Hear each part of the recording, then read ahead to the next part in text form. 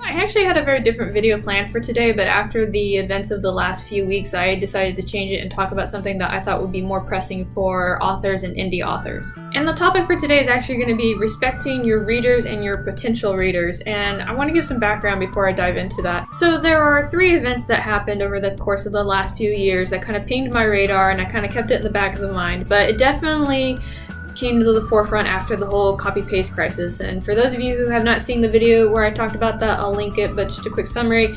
The copy-paste crisis had to do with an author in Brazil who literally copy and pasted the works of over 40 other authors, including Nora Roberts, put them into her book and then sold them.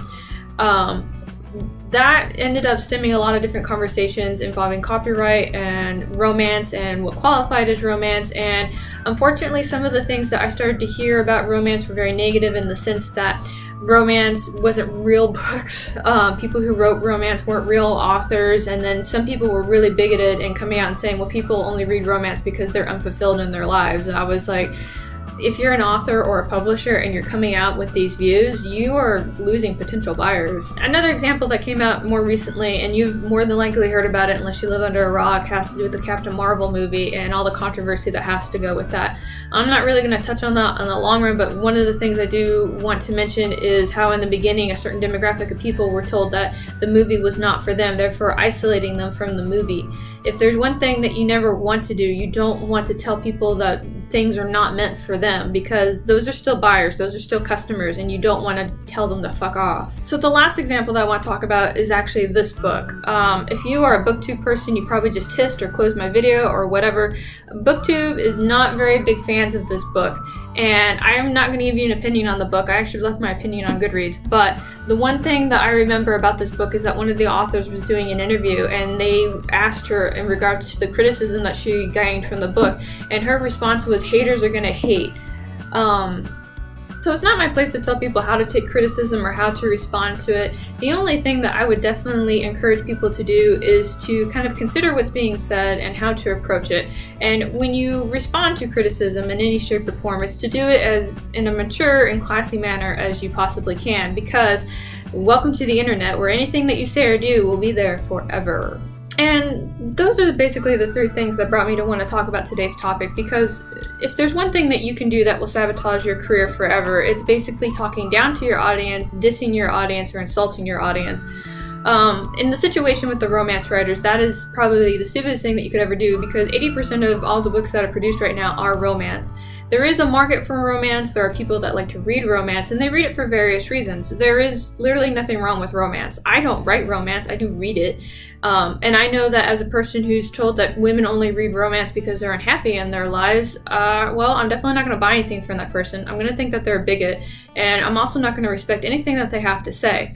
And my question for you, my wonderful viewer, is that how you want to be perceived by people who you hope to buy your book? So it's really paramount that you actually respect your audience and that you listen to what they have to say, and you don't talk down about other genres, because people are going to remember that. And one of your biggest marketing tools in the industry isn't going to be adverts, it's not going to be TV. Well, I mean, it could be TV, I'll get on that in a minute. But it's actually going to be the people that buy your book. And if people invest in your book and they read it and they spend the time to tell other people about your book, that is your strongest suit. I know for a fact that anytime that I have actually bought a book, I haven't bought it because I saw it on TV or a poster on the side of the bus. I bought the book because somebody came over to me and said, hey, this book is really good, you might like it. That's actually how I ended up reading 50 Shades of Grey, hating it, and not being friends with that person anymore, but that's a different story. The only time in media that I have witnessed when the sales of a book actually go up is when it becomes either a TV show or it becomes a movie. And I know that anytime a movie comes out, I always read the book first, because in my brain, usually the book is always better than what the movie is going to be. The only situation I found that was the opposite for that was actually The Green Mile, but that was a very different style of writing that Stephen King was doing, and I thought that the movie actually summarized all the major events really well. When Jim Butcher's series for the Harry Dresden Files went on Sci-Fi, he knew that it was not going to be properly translated or represented in the same way that it was in the book. But he was okay with that, because as soon as it got on TV, it was marketing. This is actually how I found out about Jim Butcher, because I saw the TV show, I was pretty intrigued, and my first thought was like, well, the books have to be better. And the next thing you know, I've read every book at this point. But the fact of the matter is that we as authors are not always going to get TV and movie deals out of our books. In fact, that is so rare, it's like having a unicorn prance through the room. Which leads us back to the most vital marketing tool that we have right now, which is our readers.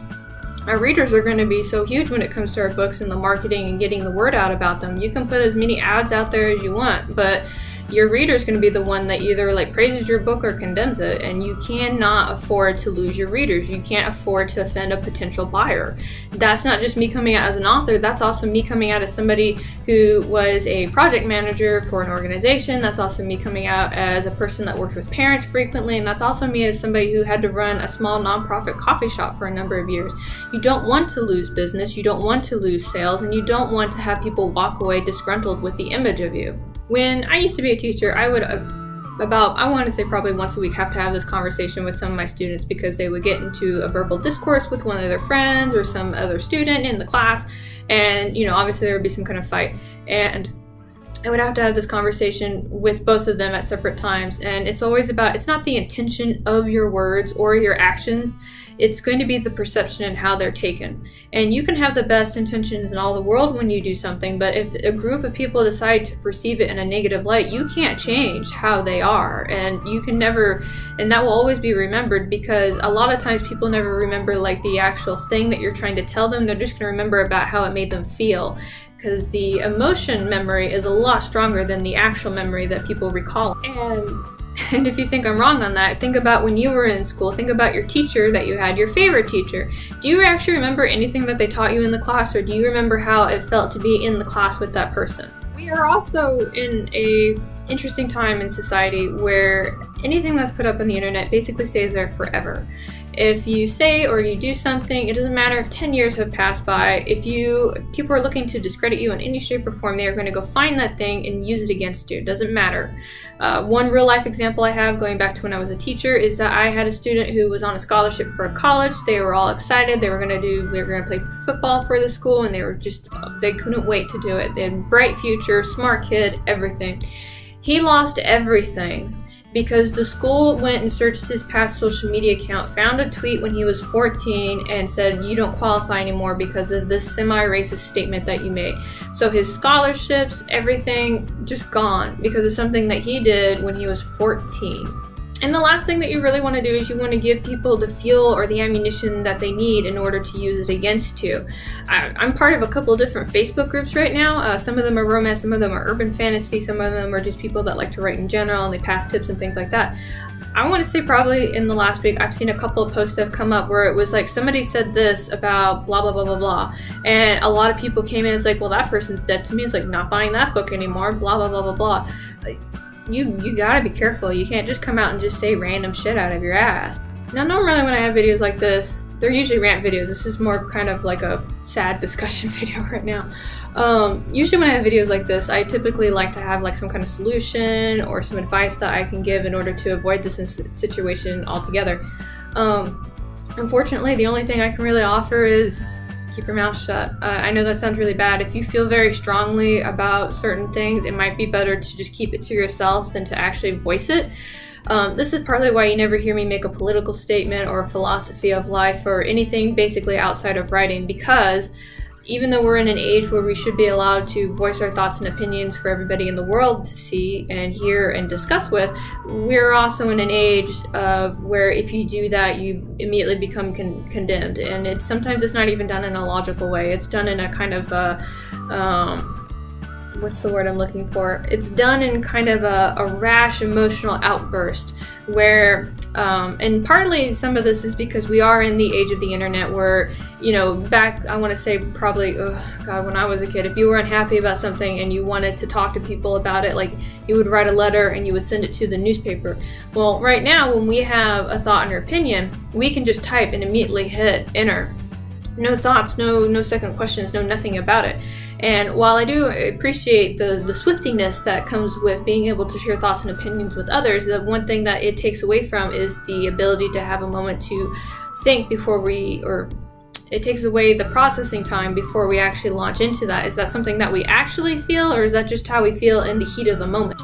And I know I'm using kind of the romance genre folks right now in my biggest example in this, along with the movie, but the reason I'm using the romance genre is because they're the ones that are under fire the most right now. I can't even, if I got a penny for every time somebody on Twitter said romance is not a real book, I wouldn't have to work ever again. And it's not right for people to pass judgment on either different works of genre or, you know, how somebody decides to publish their work. For example, when I tell people that I'm an author, they always ask, are you a real author or are you self-publishing? First off, really rude. Whether I am a published author with Penguin or I self-publish or I just produce works on Wattpad for others to enjoy is really only my business.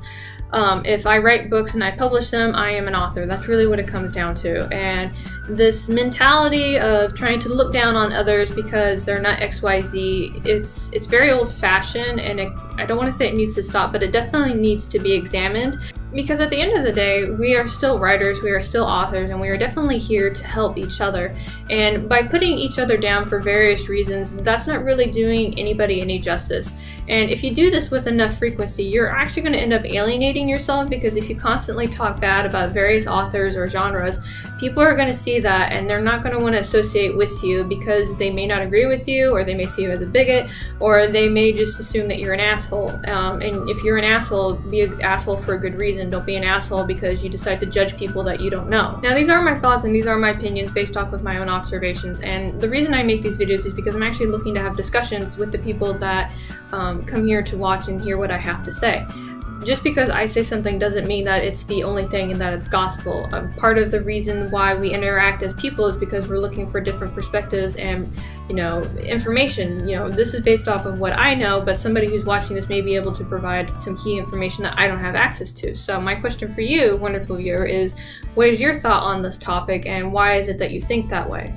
And that's pretty much all I have to talk about. I know usually, like on Wednesdays, I get like really all up in arms about certain topics, but this one's just a giant concern I have for the community at large, because the last thing I want to see happen is see a brilliant writer go under because they said something thoughtlessly. So with all that fun chit chat out of the way, I do want to go ahead and give you guys a couple of updates about things and stuff that's happening. First off, the giveaway for the newsletter is still underway.